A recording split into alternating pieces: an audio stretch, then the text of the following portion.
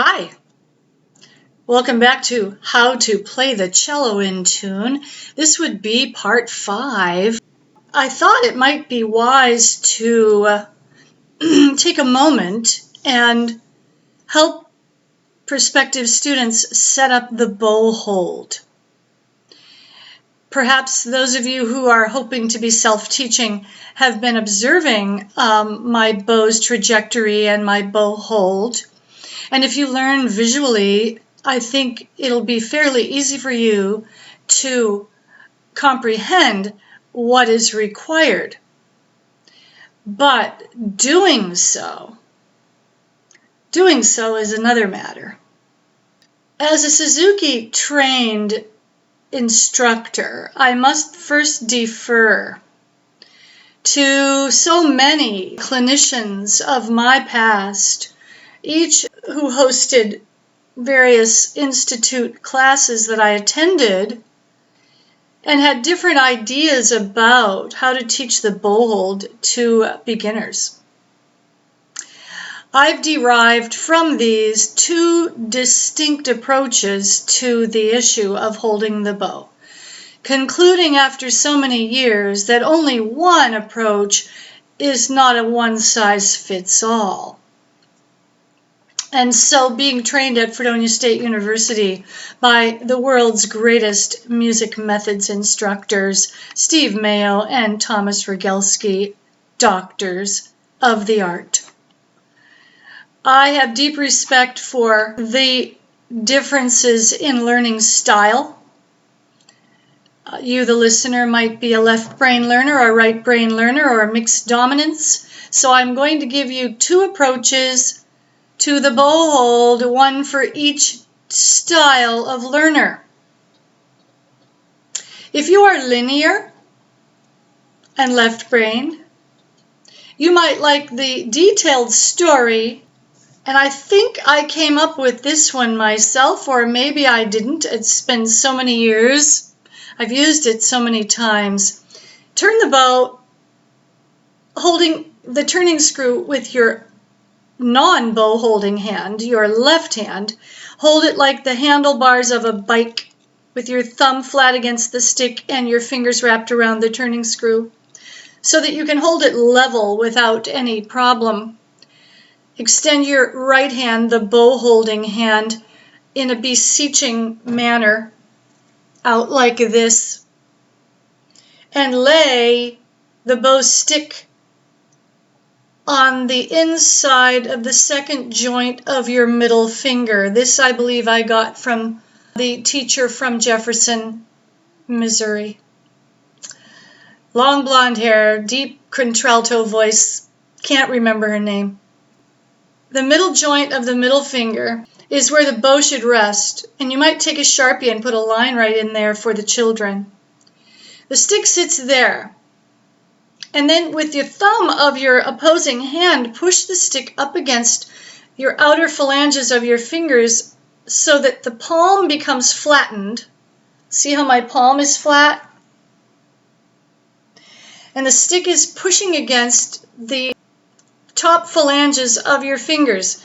The middle finger would be the top two, and the ring finger almost the top two, the pinky just the top one, and the index finger just the top one. Try to create a flat land out of your hand. And this is my story. Once upon a time, there were 4 trees, and they grew tall on the opposite side of the river. And the river flowed past the 4 trees. And this is where you take your driving hand, which is your non-bow holding hand, your left hand, and you push the bow across the channel created by the flattened hand and the folded fingertips, which are aiming toward the ceiling. Those are the trees. You drive the bow with the opposing hand by pushing it. You can't see it, but here comes my other hand to prove it. We come all the way to the frog. Now, before I put my hand where it really belongs, I need you to know the names of some things here, some aspects of the bow. This black sort of beveled rectangular portion is called the frog.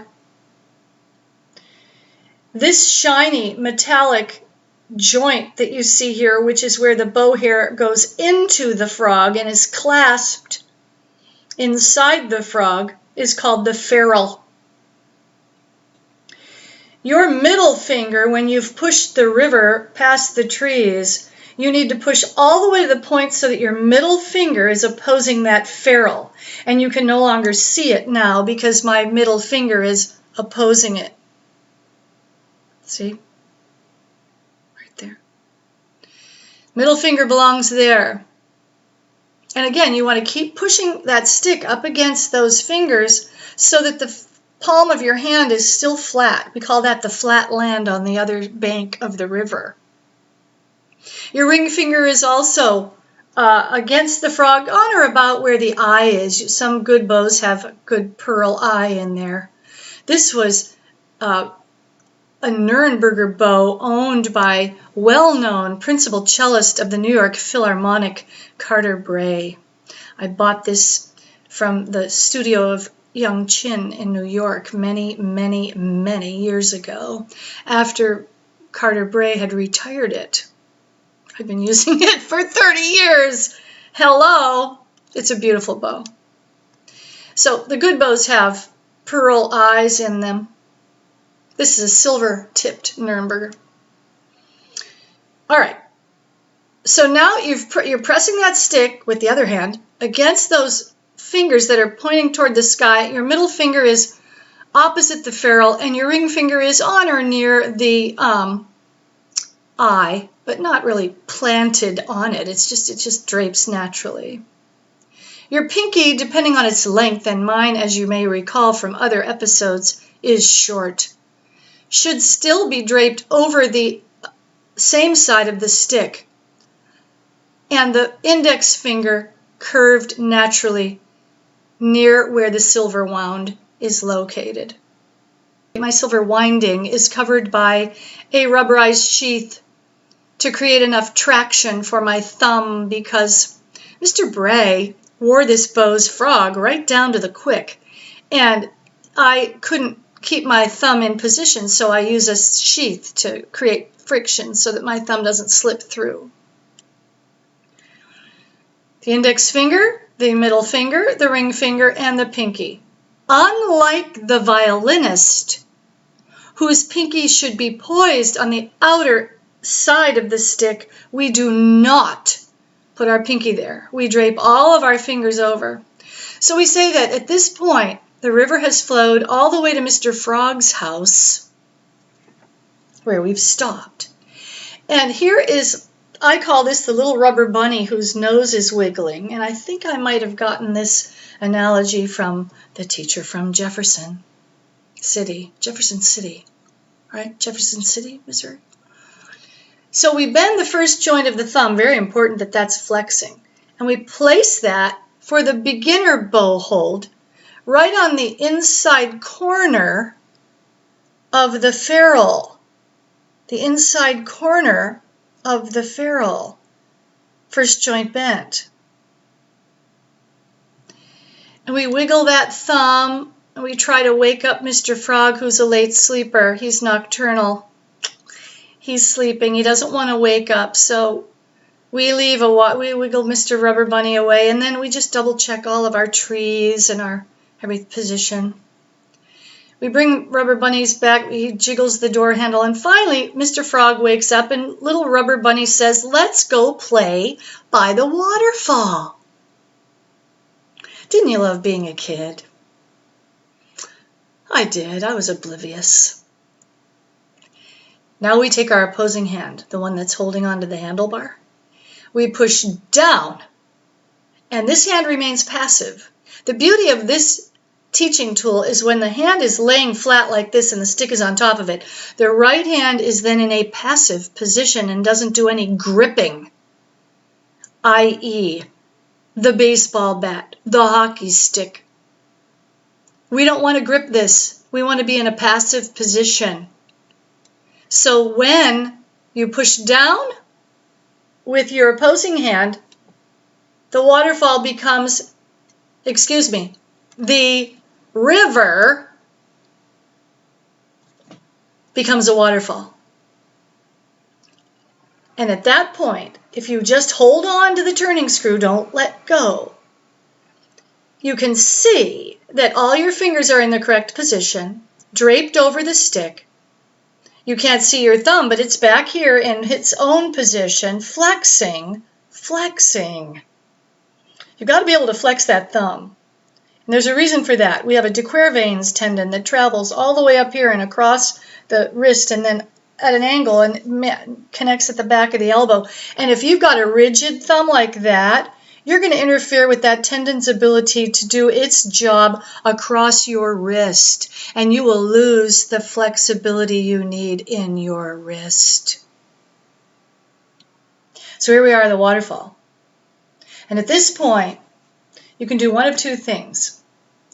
You can set the bow on your knee so it has a place to rest to keep your hand passive. Or you can set the bow on your head, up like a rocket with your eyes on the tip of the bow way up there, down like the rain, up like a rocket, down like the rain, back and forth. I should move this back, speaking of back, so you can see it. Back and forth like a choo-choo train. And I'm going to stop for a minute. And then round and round like a great big sun. You're circling in 2 dimensions, a circle in front of you going out first and then up and around. Out to your right, up top and down and around again. That's the big sun. Then you do one on the horizontal plane. Out and around, and man, I am too close, kids. Out and around like a big bass drum that's flat on the ground. You're making a big circle on a horizontal plane, going out to the right, forward, and then back again. I'll do this up here so you can see what I'm doing. Making a circle. Then you put it up on your head, curvy fingers, bent thumb. Then you put it on your knee. And just let it sit there. And that is how we set the bow hold for left-brained linear learners. Part 5 will be the bow hold method for right-brain learners. Thank you for visiting How to Play the Cello in Tune. Like, subscribe, go to Ruth Ann Scanzillo's Music and Musings, and find the other chapters in this series.